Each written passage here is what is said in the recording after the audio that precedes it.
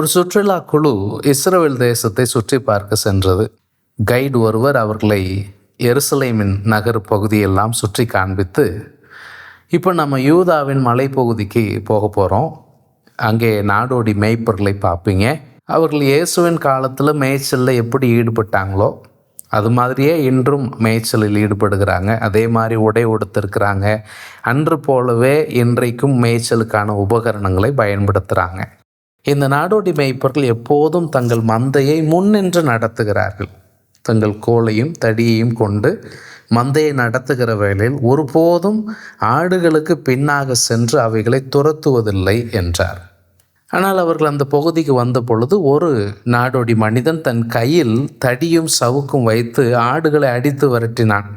இதை பார்த்த டூரிஸ்டுகளில் ஒருத்தர், மேய்ப்பன் தன் மந்தையை வழி நடத்துவான், அப்படிதானே சொன்னீங்க, இந்த மேய்ப்பன் ஏன் ஆடுகளை அடித்து துரத்துகிறான் அப்படின்னு கேட்காங்க.